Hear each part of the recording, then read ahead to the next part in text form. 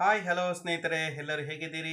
ತುಂಬ ಸೂಪರ್ ಆಗಿದ್ದೀರಿ ಅಂದ್ಕೊಂಡಿದ್ದೀನಿ. ಸ್ನೇಹಿತರೆ, ಈ ವಿಡಿಯೋದಲ್ಲಿ ಆಪರೇಷನ್ ಗೃಹಲಕ್ಷ್ಮಿ ಸ್ನೇಹಿತರೆ, ಗೃಹಲಕ್ಷ್ಮಿಗೆ ಸಂಬಂಧಪಟ್ಟ ಮರುಪರಿಶೀಲನಾ ಅರ್ಜಿ ಈಗ ಶುರುವಾಗ್ತಾ ಇದೆ.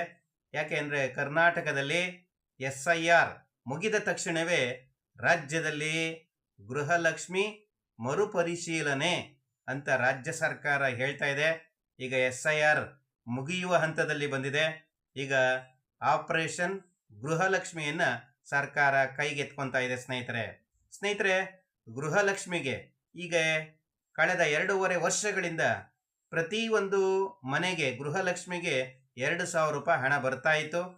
ಈಗ ಆ ಒಂದು ಮರುಪರಿಶೀಲನೆ ಅರ್ಜಿಯನ್ನು ಈಗ ಪ್ರಾರಂಭ ಮಾಡ್ತಾ ಇದ್ದಾರೆ. SIR ಮುಗಿದ ತಕ್ಷಣವೇ ರಾಜ್ಯದಲ್ಲಿ ಗೃಹಲಕ್ಷ್ಮಿ ಮರುಪರಿಶೀಲನೆ ಆಗಲಿದೆ. ಈಗಾಗಲೇ ಗೃಹಲಕ್ಷ್ಮಿ ಫಲಾನುಭವಿಗಳ ಪತ್ತೆ ಹಚ್ಚುವುದಕ್ಕೆ ಸರ್ಕಾರ ಒಂದು ಮಾರ್ಗಸೂಚಿಯನ್ನು ಪ್ರಕಟಣೆಯನ್ನು ಮಾಡಿದೆ. ಗೃಹಲಕ್ಷ್ಮಿ ಅರ್ಜಿ ಮರುಪರಿಶೀಲನೆಗೆ ಜಿಲ್ಲಾ ಮತ್ತು ತಾಲೂಕು ಮಟ್ಟದಲ್ಲಿ ಒಂದು ಸಮಿತಿಯನ್ನು ರಚನೆ ಮಾಡಿದೆ ಸರ್ಕಾರ. ಹಾಗಾದರೆ ಅವ್ರು ಏನು ಮಾಡ್ತಾರೆ? ಜಿಲ್ಲಾ ಮಟ್ಟದಲ್ಲಿ ಜಿಲ್ಲಾಧಿಕಾರಿ ಮತ್ತು ಜಿಲ್ಲಾ ಮಟ್ಟದ ಸರ್ಕಾರಿ ಅಧಿಕಾರಿಗಳು ಹಾಗೂ ಗ್ಯಾರಂಟಿ ಅನುಷ್ಠಾನ ಸಮಿತಿಯ ಜಿಲ್ಲಾಧ್ಯಕ್ಷರು, ಪದಾಧಿಕಾರಿಗಳು, ತಾಲೂಕು ಮಟ್ಟದ ಸಮಿತಿಯಲ್ಲಿ ತಹಶೀಲ್ದಾರ್ ಇರ್ತಾರೆ, ತಾಲೂಕು ಮಟ್ಟದ ಸರ್ಕಾರದ ಅಧಿಕಾರಿಗಳು, ತಾಲೂಕು ಮಟ್ಟದ ಗ್ಯಾರಂಟಿ ಅನುಷ್ಠಾನದ ಸಮಿತಿಯ ಸದಸ್ಯರು, ಇವರೆಲ್ಲ ಆ ಸಮಿತಿಯ ಮುಖ್ಯಸ್ಥರಾಗಿರ್ತಾರೆ. ಇವರ ಸಮ್ಮುಖದಲ್ಲಿಯೇ ಗೃಹಲಕ್ಷ್ಮಿ ಅರ್ಜಿ ಮರುಪರಿಶೀಲನೆ ಆಗಬೇಕಾಗಿದೆ.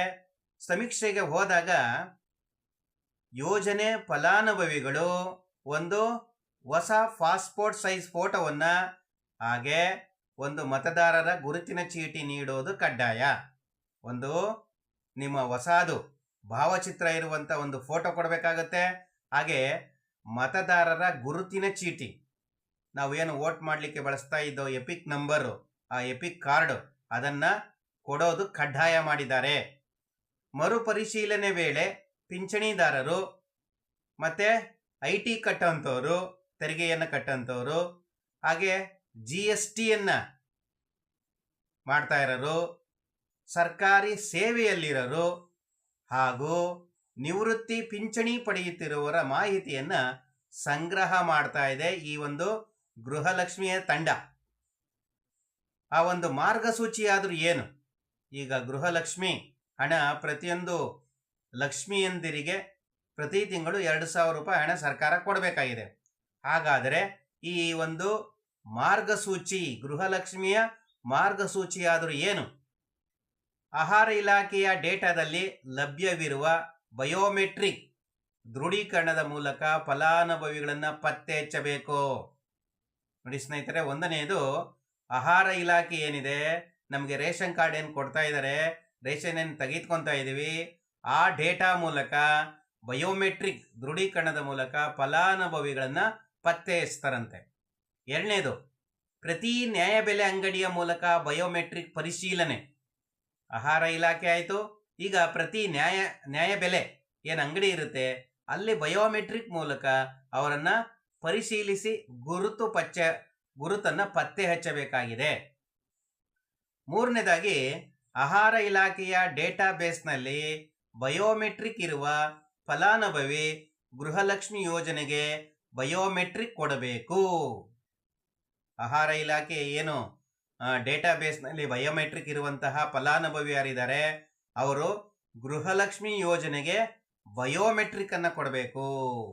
ಅಂದರೆ ನಿಮ್ಮ ಹೆಬ್ಬೆರಳನ್ನು ಕೊಡಬೇಕಾಗುತ್ತೆ, ನಿಮ್ಮ ಫೇಸನ್ನು ಕೊಡಬೇಕಾಗುತ್ತೆ. ಈ ಥರದ್ದು ಬಯೋಮೆಟ್ರಿಕನ್ನು ಮತ್ತು ಆಧಾರ್ ಕಾರ್ಡನ್ನು ತೆಗೆದುಕೊಬೋದು ಅವಾಗ. ನೆಕ್ಸ್ಟ್ ನಾಲ್ಕನೇದು, ಬೆಂಗಳೂರು 1, ಗ್ರಾಮ 1 ಮತ್ತು ಕರ್ನಾಟಕ 1ಗಳಲ್ಲಿ ಈ ಬಯೋಮೆಟ್ರಿಕನ್ನು ಮಾಡಲಾಗುತ್ತೆ. ಎಲ್ಲೆಲ್ಲಿ ಮಾಡ್ತಾರೆ ಈ ಬಯೋಮೆಟ್ರಿಕ್ ಅಂದರೆ ಬೆಂಗಳೂರು 1ನಲ್ಲಿ ಬಯೋಮೆಟ್ರಿಕ್ ಮಾಡ್ತಾರೆ, ಗ್ರಾಮ 1 ಇರ್ಬೋದು, ಮತ್ತು ಕರ್ನಾಟಕ 1ನಲ್ಲಿ ಈ ಬಯೋಮೆಟ್ರಿಕನ್ನು ಮಾಡ್ತಾರೆ. ಫಿಂಗರ್ ಪ್ರಿಂಟ್ ತೊಗೊಳೋದು, ನಮ್ಮ ಕಣ್ಣನ್ನು ತೆಗೆದುಕೊಳ್ಳೋಂಥದ್ದು, ಕಣ್ಣನ್ನು ಫೋಟೋ ತೆಗೆದುಕೊಳ್ಳೋಂಥದ್ದು, ಆಧಾರ್ ಕಾರ್ಡನ್ನೇನು ಹೊಸದಾಗಿ ನಾವು ಅಪ್ಡೇಟ್ ಮಾಡ್ತೀವಿ ಹಾಗೆಲ್ಲ ಏನೆಲ್ಲ ಪ್ರಕ್ರಿಯೆ ಇರುತ್ತೆ ಅದೇ ರೀತಿ ಈ ಬಯೋಮೆಟ್ರಿಕನ್ನು ನಿಮ್ಮ ಈ ಸೆಂಟರ್ಗಳಲ್ಲಿ ಮಾಡ್ತಾರೆ. ಈ ಗೃಹಲಕ್ಷ್ಮಿ ಮರುಪರಿಶೀಲನೆಗೆ.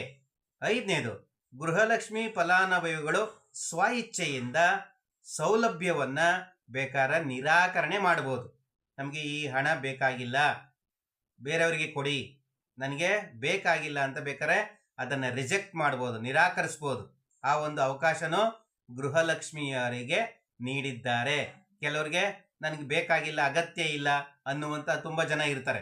ಅಂಥವ್ರು ಬೇಕಾದರೆ ಅದನ್ನು ರಿಜೆಕ್ಟ್ ಮಾಡ್ಬೋದು. ಸ್ನೇಹಿತರೆ, ಇದು ಗೃಹಲಕ್ಷ್ಮಿಯ ಅಪ್ಡೇಟ್ ಬರ್ತಾ ಇದೆ. ಯಾರೆಲ್ಲ ಗೃಹಲಕ್ಷ್ಮಿಗೋಸ್ಕರ ಕಾಯ್ತಾ ಇದ್ದೀರಾ, ಈ ಮರುಪರಿಶೀಲನಾ ಅರ್ಜಿಗೋಸ್ಕರ, ಅದಕ್ಕೋಸ್ಕರ ಈ ಒಂದು ಬಯೋಮೆಟ್ರಿಕ್ ಕಡ್ಡಾಯ ಮಾಡಿದ್ದಾರೆ. ನೀವೆಲ್ಲ ಏನು ಮಾಡಬೇಕು ಅಂತಲೇ ಹೇಳಿದ್ವಿ ಸ್ನೇಹಿತರೆ. ಈ ಬಯೋಮೆಟ್ರಿಕ್ ಸಂಬಂಧಪಟ್ಟ ಹಾಗೆ, ಈ ಗೃಹಲಕ್ಷ್ಮಿಗೆ ಸಂಬಂಧಪಟ್ಟ ಹಾಗೆ ಏನೆಲ್ಲ ಹೊಸ ಅಪ್ಡೇಟ್ಗಳು ಬರ್ತವೆ ಅದ್ರ ಬಗ್ಗೆ ಮಾಹಿತಿ ಕೊಡೋಣ.